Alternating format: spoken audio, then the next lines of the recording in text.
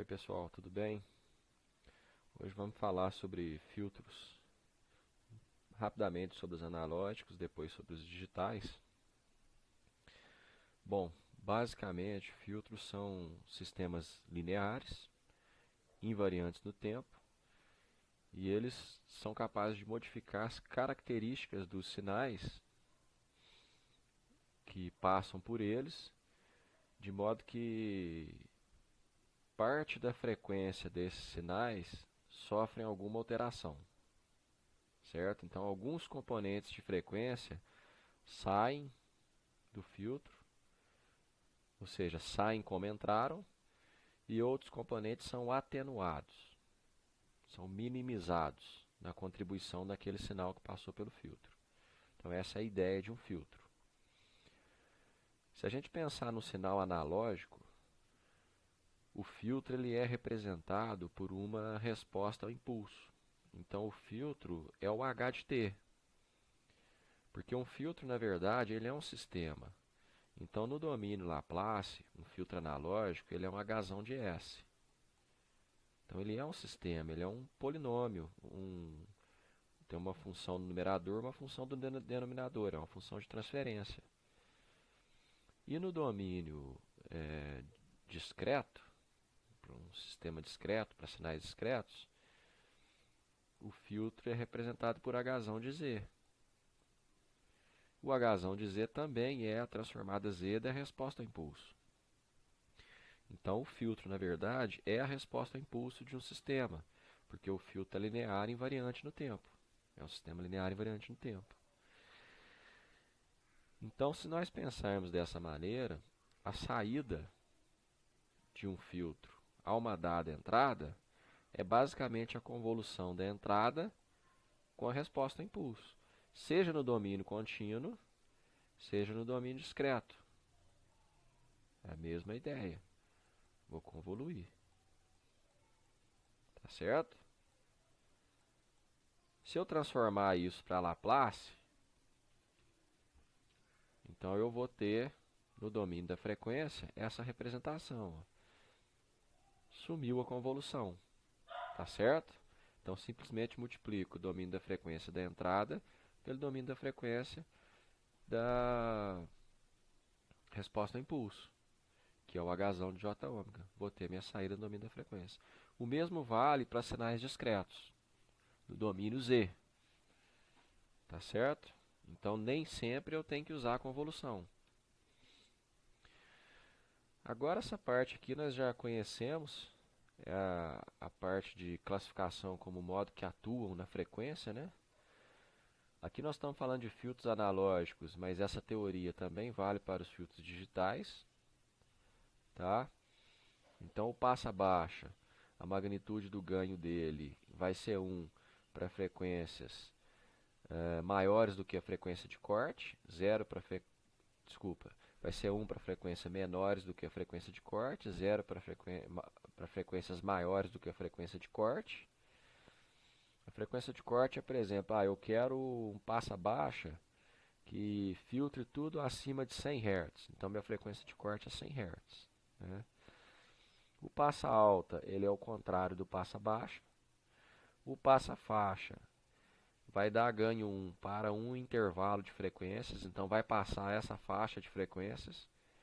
Fora dessa faixa, não passa, atenua. E o rejeita faixa, ele é o oposto. Ele é o oposto do passa faixa. Tá? Graficamente, nós vamos ter isso aqui, ó. Claro que essa representação é uma representação ideal, tá? A resposta de módulos ideais. Na prática não é assim. Então o ideal é isso. Na faixa de passagem, que é essa daqui, ó, eu tenho ganho 1. Isso se não tiver em decibéis, né? Lembra que eu expliquei a questão de decibéis. Ganho 1 em decibéis é como se fosse ganho 0, né? Então, faixa de passagem e aqui frequência de corte, rejeita tudo. Se eu passa baixa, passa alta, passa faixa e rejeita a faixa, tá? Lembrando, na verdade, que o espectro de frequência ele é simétrico. Depois nós vamos falar um pouco sobre isso em transformada de Fourier.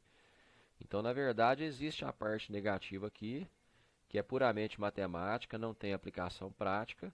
E esse filtro, na verdade, ele vem o espelho para cá, ó, tá? No WC, tá certo? É o espelho. Beleza. Na prática, o que acontece é que a gente não consegue fazer esse filtro ideal como está aqui, ó. Então, o que acontece é que na faixa de passagem nós temos ondulações. Essas ondulações são chamadas de ripple. São os ripples da faixa de passagem. Na faixa de rejeição também temos oscilações, que são ripples da faixa de rejeição. Essas oscilações são da ordem de 1, 2 dBs ou 3 dBs no máximo, tá? E aqui, ó, nós temos a faixa de transição, que é esse pedaço aqui, ó, que é a transição da faixa de passagem para a faixa de rejeição. Quanto mais curta for essa transição, melhor é o filtro, né? Mas para eu atingir essas características, com ripples menores, com menor faixa de transição, geralmente eu tenho que aumentar a ordem do meu filtro. E isso tem um custo na prática, tá? Depois eu vou tentar mostrar no MATLAB para vocês magnitudes de ganho de filtros digitais reais. Bom, vamos falar então um pouco sobre a complexidade de um filtro, né? A complexidade do filtro, ela está relacionada com a ordem do filtro. Tá? A ordem do filtro é a ordem do polinômio. Então, se o filtro for analógico, no domínio Laplace, é a ordem do S aqui, ó, por exemplo. Essa é a quinta, é um filtro de quinta ordem.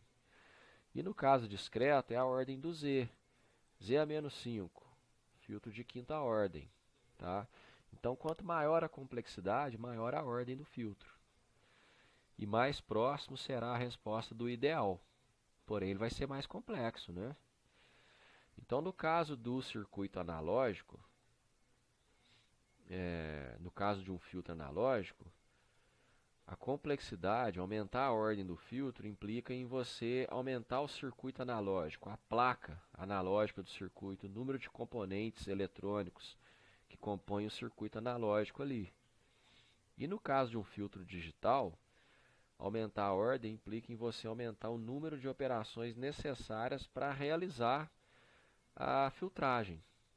Tá? Então, é bem diferente. No mundo digital, o filtro está implementado ou num computador, ou num Arduino, num Raspberry, numa FPGA, numa DSP, que é um Digital Signal Processor. E aí, essa implementação, na verdade, é basicamente você incluir os coeficientes do filtro. Tá? Então, é muito fácil de você alterar a configuração de um filtro digital. Então, se você aumenta a ordem, a única coisa que muda é o número de operações necessárias para fazer a filtragem. No caso analógico, é mais complicado, porque aumentar a ordem de um filtro implica em alterar o circuito dele. Colocar um resistor a mais, um capacitor a mais, um indutor a mais, e aí o circuito cresce e fica mais caro. Tá? O custo computacional, o custo em preço, no caso do digital, ele vai impactar na capacidade de processamento do hardware. Por exemplo, se eu tiver com um Arduino, que é um processador fraco, eu não posso colocar um filtro, acho que de ordem acima de 2 ali já me complica um pouco. Então, aumentar muito a ordem do filtro vai exigir que eu tenha processadores mais capazes, e isso impacta no preço. Tá? Então, a ordem do filtro está diretamente ligada à quantidade de polos da função de transferência, é óbvio, porque se eu aumento a ordem, eu aumento o número de polos e zeros, né? Que por sua vez depende do número de elementos armazenadores de energia, capacitores e indutores, no caso analógico, né? No caso de filtros digitais, impacta simplesmente na ordem do operador Z. Tá? Essa é a diferença. O que é um filtro digital? Então vamos falar agora de filtros digitais. É a implementação de um algoritmo matemático em hardware ou software que opera sobre um sinal x de n discreto, gerando uma saída YGN, que será a versão filtrada de XGN. Moleza. Então o filtro digital, na verdade, é um negócio matemático. Eu vou pegar o Hzão de Z, pegar os coeficientes e vou implementar. Aonde? No LabVIEW, que é um software, no MATLAB, no Python, ou qualquer outro software que estejamos usando. Ou eu vou colocar isso rodando num software dentro de um hardware. Seria um Arduino, um Raspberry, um DSP, FPGA, né? Então, considerando um filtro implementado num processador digital de sinais, que é um DSP, e que o objetivo é processar um sinal analógico, o que vai acontecer? Imagina, por exemplo, o seu celular. Você não manda o áudio para as pessoas, você vai lá no WhatsApp, grava um áudio e envia. Pois é, a sua voz, quando você grava o áudio, a sua voz é um sinal contínuo no tempo, não é discreto. Ele não foi ainda amostrado, não foi discretizado. Então ele é um sinal contínuo no tempo. Para o celular gravar ele tem que ser amostrado. Aí ele se torna um sinal discreto, ele é processado, é transmitido, e a pessoa quando recebe e vai ouvir, quando ele aperta lá para ouvir, ele é convertido de discreto para contínuo, senão ele não consegue ouvir. Tá? Então o processo é esse aqui, ó. Eu tenho um sinal contínuo que eu quero filtrar. Então esse sinal contínuo ele vai passar por um conversor de contínuo para discreto, que é um sistema de amostragem. Aí eu tenho a versão discreta dele. Aí finalmente eu vou passar por um filtro que está lá num sistema de processamento digital de sinais, numa placa de processamento. Aqui é onde entra ou o Arduino ou o Raspberry, né, algum sisteminha. Tenho a saída do filtro. E finalmente, para eu apresentar a resposta para o meio, eu vou converter a saída discreta para contínuo, usando um conversor de discreto para contínuo. Tá? Então esse é basicamente o processamento.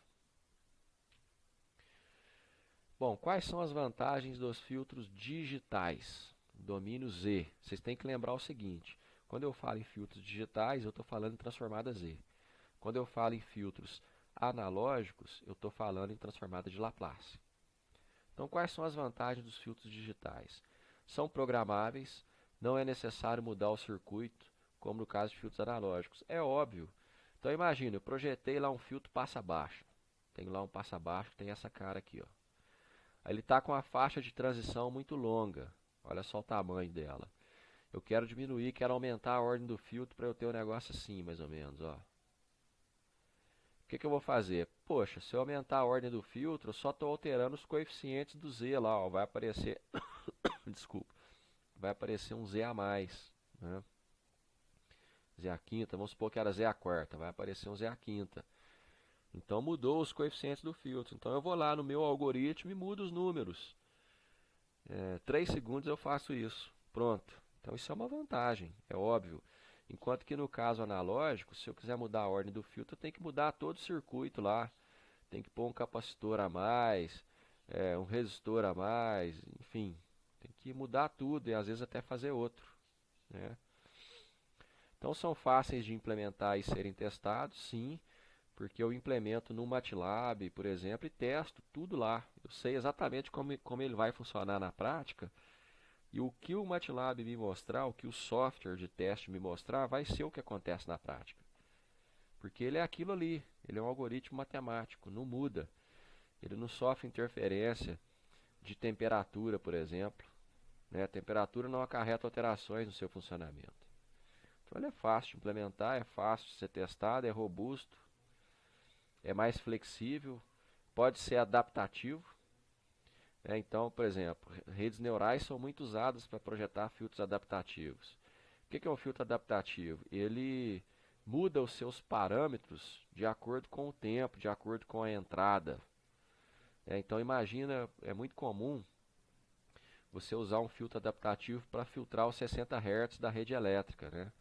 O sinal da rede elétrica é um senoide que tem uma frequência de 60. Só que essa frequência de 60, ela na prática não é 60, ela varia para mais 3 ou menos 3 Hz ali.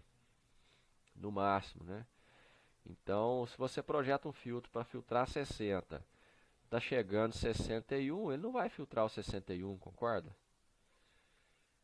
Então, você tem que ter um filtro adaptativo. O filtro adaptativo vai ler o sinal que está entrando, estimar a frequência que está e ajustar os parâmetros para ele filtrar a frequência que tiver, por exemplo, 6.9, vamos supor, né? E o filtro digital permite que você faça isso. Agora imagine o analógico, como é que faz isso no analógico? Impossível. A menos que você fique lá, mudou ali, então deixa eu tirar esse resistor aqui e colocar um capacitor, por exemplo. Não tem jeito de fazer isso na prática. Concorda? Então, com filtros analógicos, você não projeta filtros adaptativos.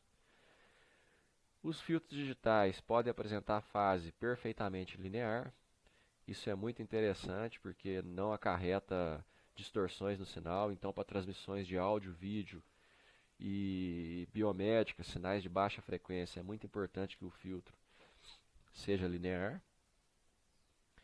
Podem ser implementados em dispositivos cada vez menores e mais baratos. Você vê aí no seu celular, não é isso? Tem vários filtros no seu celular.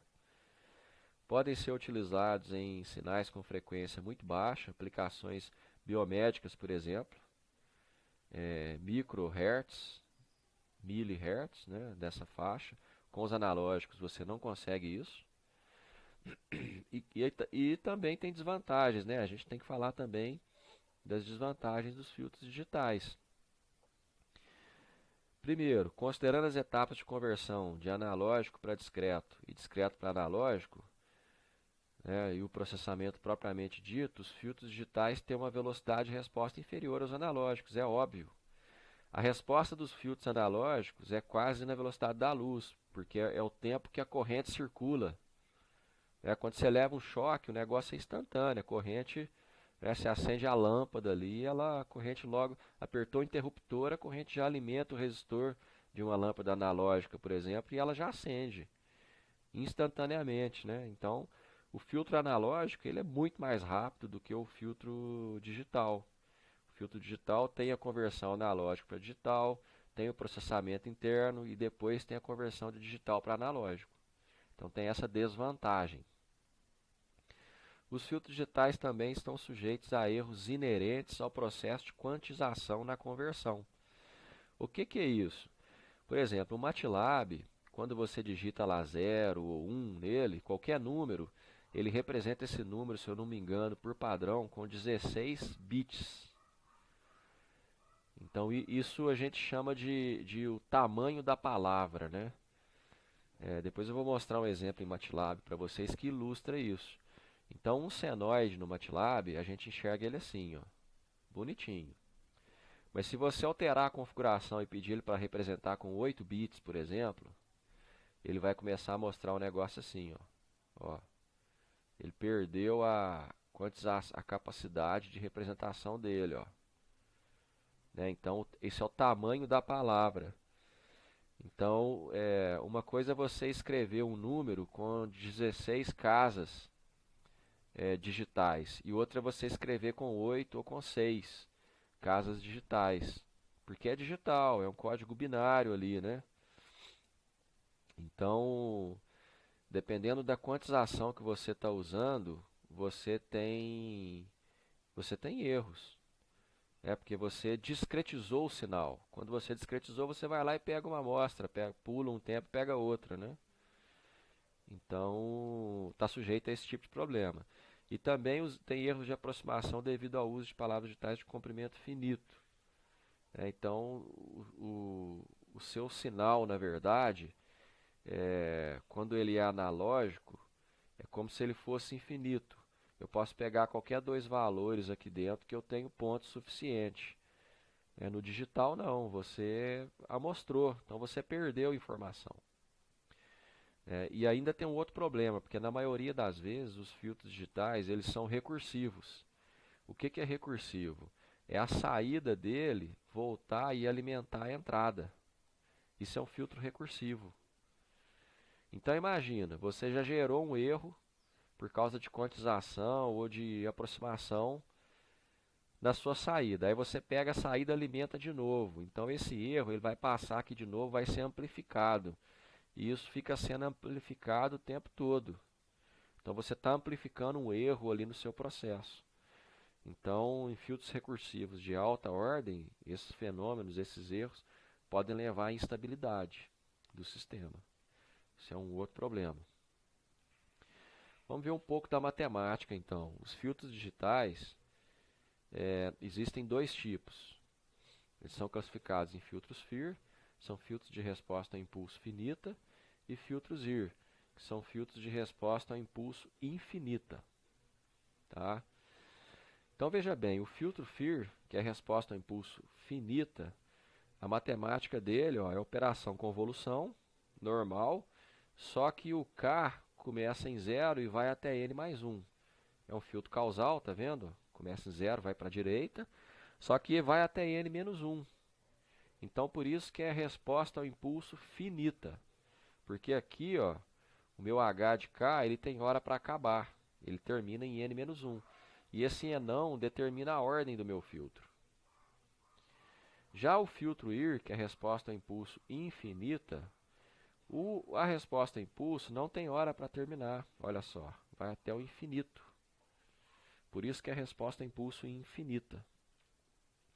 Mas aí eu pergunto para você, tem como eu implementar um filtro daquele jeito, com a resposta a impulso infinita na prática? Não, não consigo fazer isso. Então, o que nós fazemos, na verdade, ao invés de usar essa representação matemática, nós usamos a representação recursiva. O que é isso? É usar a parte da saída passada, que nós já temos, para achar a saída atual. Então, nós temos essa matemática. B vezes a entrada atrasada, de 0 até N, menos a saída passada, também atrasada, até EMão, onde o AK e o BK, que são esses termos aqui, ó, são os coeficientes do filtro, que é quem realmente importa na hora da implementação. Então essa é a estratégia. E aí, o que vai acontecer? No filtro FIR, nós vamos ter essa modelagem matemática, né, no domínio Z. Então agora eu já estou transformando para Z. Apliquei a transformada Z na operação convolução. Tá?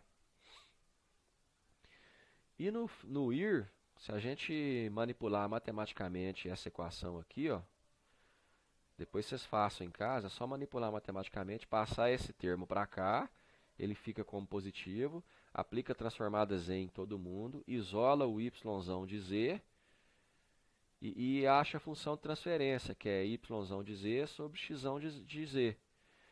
Saída sobre entrada. Nós vamos chegar nessa equação aqui. Tá? Então veja bem, nós temos um numerador, que é em função de Z, de ordem enão, e temos um denominador em função de Z, de ordem emão. Então o filtro IR, ele sempre tem numerador e denominador. E o filtro FIR, ele só tem numerador. Tá certo? Para projetar um filtro digital, tem essas etapas aqui, nós não vamos entrar em projeto de filtros, tem várias maneiras de fazer isso, vários tipos de filtros, teria que ter uma disciplina inteira só para falar sobre isso. Então o primeiro passo é especificar a característica do filtro, calcular os coeficientes da função de transferência, que são aquele AK e BK, representar o filtro por uma estrutura adequada, que é a realização, tem várias, em paralelo, em sequência, em cascata, etc. A análise de efeitos de comprimento de filtro faz os testes para ver o impacto dos erros na representação de quantização lá. Implementação do filtro em software ou hardware, seria a última etapa. Como que eu escolho entre um filtro FIR e IR? Depende da aplicação. O que nós temos que lembrar aqui? O filtro FIR, ele tem resposta de fase linear. Então isso é uma super vantagem. Significa que nenhuma distorção de fase é produzida no sinal filtrado. Então essa característica é importante em diversas aplicações, como eu já falei, processamento de áudio, imagem, biomedicina e transmissão de dados. Porque você não pode ter distorção. Imagina receber um áudio distorcido. não vai entender o que está sendo falado ali, né? Os filtros FIR são realizados de modo não recursivo, e assim eles são sempre estáveis. Como eles são não recursivos, eles não vão ter polos no semiplano direito, né? Então eles são sempre estáveis, que é uma super vantagem. O mesmo não pode ser garantido com filtros IR. Os efeitos de precisão finita e dos erros de quantização são menos severos para filtros FIR. É óbvio, porque eles não são recursivos.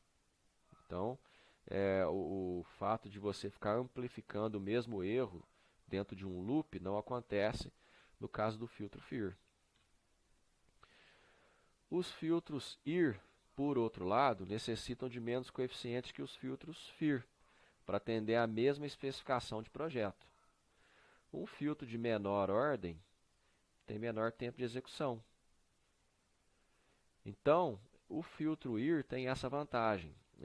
Eu fiz um trabalho de doutorado na área de análise de sinais elétricos e tive a oportunidade de projetar filtros IR e filtros FIR para a mesma função. Enquanto com um filtro IR de ordem 4 eu resolvi o meu problema, para ter o mesmo desempenho com o filtro FIR, eu tinha a ordem 128, mais ou menos. Tá? E aí vocês veem a diferença de complexidade computacional. Então, para fazer a mesma coisa, um filtro FIR ele precisa da ordem muito mais elevada do que um filtro IR. Então, o filtro IR ele é muito mais seletivo em frequência do que o filtro FIR. Tá? E os filtros analógicos eles podem ser facilmente convertidos em filtro IR, equivalentes. Então, tem uma técnica de projeto de filtros digitais IR, em que você primeiro especifica o filtro de forma analógica, faz o projeto todo no domínio Laplace, e aí depois você converte para filtro IR. Então isso pode ser uma vantagem, porque é muito fácil você projetar o filtro analógico. Tá? Então, de modo geral, resumindo, nós vamos utilizar filtro IR sempre que for importante uma resposta bem seletiva no domínio da frequência, ou quando for necessário realizar a conversão das especificações de um filtro analógico. E eu vou usar filtro FIR quando o número de coeficientes não é grande para fazer aquilo que eu preciso, pois a estabilidade da estrutura FIR é garantida, e especialmente quando a distorção de fase desejada for pequena. Né? Beleza, então, já que falamos sobre filtro, vamos falar um pouco agora sobre resposta em frequência usando um diagrama vetorial, que é muito útil para a análise de filtros digitais. Então, qual é a ideia? O Hzão de Z, ele tem numerador e tem denominador. O numerador é basicamente Z menos os zeros e Z menos os polos no denominador. Então, como é que a gente faz essa análise? Como é que a gente estima a magnitude do ganho e a fase baseado na posição dos polos e zeros? Tem um jeito de fazer isso. E é bem fácil. Então, vamos pegar esse zero e polo aqui. Ó. O que nós vamos fazer? Nós vamos ter no numerador, por exemplo, aqui ó, na frequência, quando nós estamos em zero aqui, nós estamos em zero aqui. Se nós vamos para cá, ó, rodamos no sentido anti-horário e chegamos a 180, nós andamos para cá, ó, 180. Tá? Se eu rodo para cá, sentido horário, nós andamos para cá, ó, menos 180. Tá? Então aqui eu estou em zero aqui. Então eu tenho a distância desse zero até aqui, dividido pela distância desse polo. Então eu tenho um D grande dividido por um D pequeno. Isso vai dar um número grande, que está aqui. Ó. À medida que eu ando para cá, olha só, o que vai acontecendo? Se eu tiver aqui, por exemplo, ó, a distância do polo até aqui é quase a mesma da distância do zero até aqui. Então eu caio próximo de 1. Ó. E à medida que eu ando para cá, a situação inverte um pouco. Ó. A distância do zero é menor do que a distância do polo. Então isso cai. Tá vendo? Isso vai caindo à medida que eu aproximo de π. E para o lado de cá, eu tenho o mesmo efeito. Está aqui. Ó. Na fase, como é que eu analiso isso? Quando eu estou em zero, eu também estou aqui. Ó. Aí a fase é o ângulo com esse eixo que o polo e o zero faz. Então é o ângulo do numerador menos o ângulo do denominador. Então aqui eu tenho um ângulo zero para os dois, 0 menos 0, 0. Quando eu ando para cá, estou aqui, eu tenho este ângulo para o zero e tenho este ângulo para o polo. Repare que o ângulo do polo é maior do que o ângulo do zero. Como é ângulo do zero menos o ângulo do polo, o que vai acontecer? O resultado dessa conta vai dar um número negativo. Então aqui cai. E à medida que eu ando, o ângulo deles tende a se aproximar e a situação tende a inverter. Quando chega aqui, os ângulos são iguais de novo. Então acontece isso aqui. Tá vendo? Aproxima de π. Tranquilo? Então a gente pode fazer essa análise aqui. Andei um pouquinho lá, eu andei aqui. Opa, andei mais um pouco, tá vendo? Acompanha o ponto, olha lá, andei mais um pouco, vou aproximando de π. Agora eu vou fazer o sentido anti-horário, mesma ideia, Aqui a fase inverte, porque o ângulo é invertido. O ângulo nesse caso aqui, ele tem que ser o ângulo para cá, Aliás, na verdade não é esse ângulo para cá não, desculpa. É o ângulo para cá, Tá vendo? Então ele é invertido, tá? E aí nós temos esse efeito. Então esse esquema é um jeito de você bater o olho na posição dos polos e zeros na hora de projetar um filtro e saber mais ou menos a resposta em frequência dele. É uma estimativa, é óbvio, é uma aproximação muito ruim de ser feita, mas na hora de um projeto de filtro pode te ajudar para você poder ter uma noção do que vai acontecer ali no comportamento do filtro. E aqui, para finalizar, tem alguns exemplos de filtros. Esse é um passa-baixa, tem um polo e um zero. Repare o comportamento dele, fase e magnitude do ganho. É um filtro muito pouco seletivo. Aí aqui nós mudamos a posição do zero e melhorou um pouco o filtro. Tá vendo? Ele se tornou com fase mais linear. Então reparem que no caso de filtros, o zero também impacta, porque ele tem um efeito contrário ao polo. E aqui nós pegamos o mesmo filtro e aumentamos a ordem. Zeros e polos, tá vendo? Então o filtro ficou mais seletivo ainda, ficou mais próximo do ideal. E aqui, se a gente troca de posição os polos e os zeros, trocamos de posição, então nós vamos ter aqui o passar alto agora. Invertemos a situação. Tá certo? Bom, então encerramos por aqui. Qualquer dúvida estou à disposição. Um bom dia para vocês, boa semana aí, bons estudos. Um abraço.